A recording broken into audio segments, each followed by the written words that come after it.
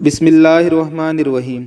دجال یہودیوں کی نسل سے ہوگا، جس کا قد ٹھگنا ہوگا اور دونوں پاؤں ٹیڑھے ہوں گے، جسم پر بالوں کی بھرمار ہوگی، رنگ سرخ یا گندمی ہوگا، سر کے بال حبشیوں کی طرح ہوں گے، ناک چونچ کی طرح ہوگی، بائیں آنکھ سے کانا ہوگا اور دائیں آنکھ میں انگور کے بقدر ناخنا ہوگا۔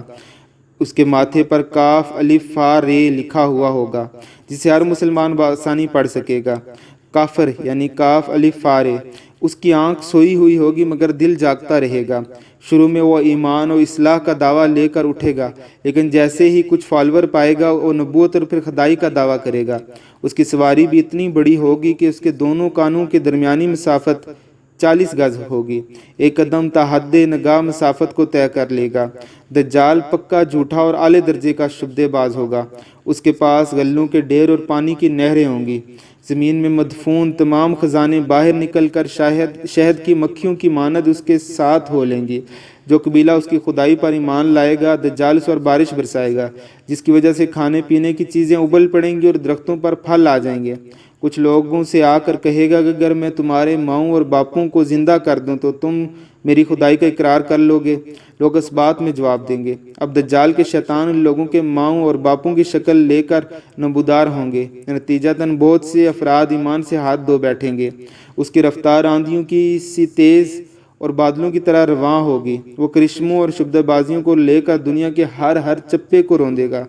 تمام دشمنان اسلام اور دنیا بھر کے یہودی امت مسلمہ کے بغض میں اس کی پشت پناہی کر رہے ہوں گے۔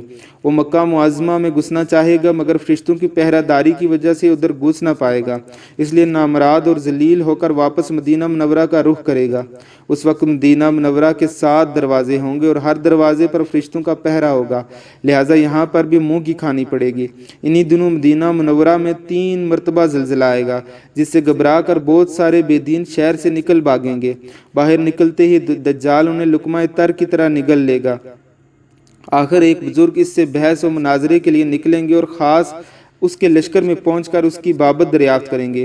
لوگوں کو اس کی باتیں شاق گزریں گی، لہٰذا اس کے قتل کا فیصلہ کریں گے، مگر چند افراد آڑے آ کر یہ کہہ کر روک دیں گے کہ ہمارا خدا یعنی دجال کی اجازت کے بغیر اس کے قتل جائز نہیں اور یہ قتل ہم نہیں کر سکتے۔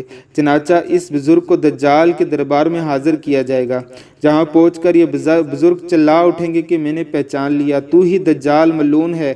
ہمارے نبی حضرت محمد صلی اللہ علیہ وسلم نے ہمیں تیرے ہی خروج کی خبر دی تھی۔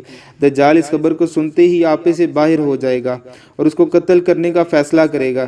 درباری فوراً اس بزرگ کے 2 ٹکڑے کر دیں گے۔ دجال اپنے اخباریوں سے کہے گا کہ اب اگر میں اس کو دوبارہ زندہ کر دوں تو کیا تم کو میری خدائی کا پختہ یقین ہو جائے گا؟ یہ دجالی گروپ کہے گا کہ ہم تو پہلے ہی آپ کو خدا مانتے آ رہے ہیں، البتہ اس معجزے سے ہمارا یقین اور بھی بڑھ جائے گا۔ دجال اس بزرگ کے دونوں ٹکڑوں کو گٹھا کر کے زندہ کرنے کی کوشش کرے گا، ادھر وہ بزرگ بوجہ حکم الہی کھڑے ہو جائیں گے، کہیں گے کہ اب تو مجھے اور زیادہ یقین آ گیا ہے، تو ہی دجال ملعون ہے۔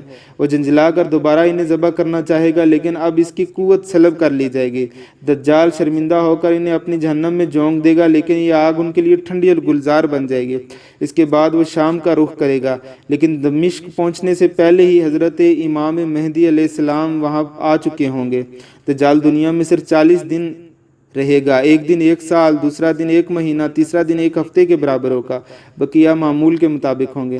حضرت امام مہدی علیہ السلام دمشق پہنچتے ہی زور و شور سے جنگ کی تیاری شروع کر دیں گے، لیکن صورتحال بظاہر دجال کے حق میں ہوگی، کیونکہ وہ اپنی مادی اور افرادی طاقت کے بل پر پوری دنیا کو اپنی قدموں تلے رون چکا ہوگا اور اپنی داغ بٹھا چکا ہوگا۔ اس لیے عسکری طاقت کے اعتبار سے تو اس کی شکست بظاہر مشکل نظر آ رہی ہوگی، مگر اللہ کی تائید اور نصرت کا سب کو یقین ہوگا۔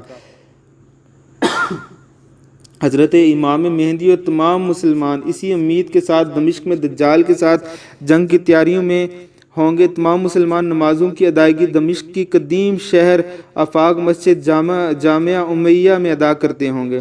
ملی شیرازہ لشکر کی ترتیب اور یہودیوں کے خلاف نصب بندی کو منظم کرنے کے ساتھ ساتھ حضرت امام مہدی علیہ السلام دمشق میں اس کو اپنی فوجی سرگرمیوں کا مرکز بنائیں گے۔ اس وقت یہی مقام ان کا ہیڈ کوارٹر ہوگا، یعنی امویوں کی بنائی ہوئی جامع مسجد جو دمشق میں آج بھی موجود ہے۔ حضرت امام مہدی علیہ السلام ایک دن نماز پڑھنے کے لیے مصلی کی طرف بڑھیں گے تو عین اسی وقت حضرت عیسیٰ علیہ السلام کا نزول ہوگا۔ نماز سے فارغ ہو کر لوگ دجال کے مقابلے کے لیے نکلیں گے۔ دجال حضرت عیسیٰ علیہ السلام کو دیکھ کر ایسے گلنے لگے گا جیسے نمک پانی میں گل جاتا ہے۔ حضرت عیسیٰ علیہ السلام آگے بڑھ کر اس کو قتل کر دیں گے اور حالت یہ ہوگی کہ شجر و حجر آواز لگائیں گے کہ اے روح اللہ، میرے پیچھے یہودی چھپا ہوا ہے۔ چنانچہ وہ دجال کے چیلوں میں سے کسی کو بھی زندہ نہ چھوڑیں گے۔ البتہ غرقد کا درخت یہودیوں کو پناہ دے گا۔ یہی وجہ ہے کہ آج اسرائیل سب سے زیادہ غرقد کے درخت لگا رہا ہے۔ پھر حضرت عیسیٰ علیہ السلام سلیب کو توڑیں گے، یعنی سلیب پرستی ختم کریں گے، خنزیر کو قتل کر کے جنگ کا خاتمہ کریں گے۔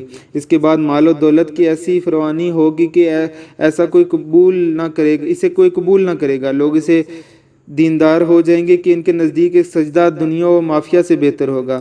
مسلم، ابن ماجہ، ابو داؤد، ترمذی، طبرانی، حاکم اور احمد سے لی گئی یہ تمام حدیثیں بیان کی گئی ہیں۔ اللہ تعالیٰ تمام مسلمانوں کا ایمان سلامت رکھے، آمین ثم آمین یا رب العالمین۔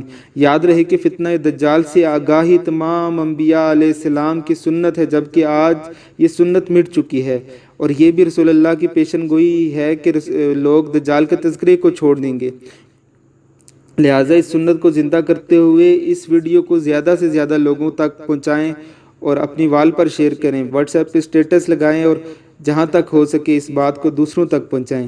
اللہ تعالیٰ آپ کا اور ہمارا حامی اور ناصر ہو۔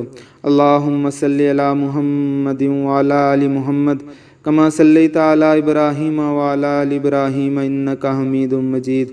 اللہم بارک علی محمد وعلی آل محمد کما بارکت علی ابراہیم وعلی آل ابراہیم انک حمید مجید۔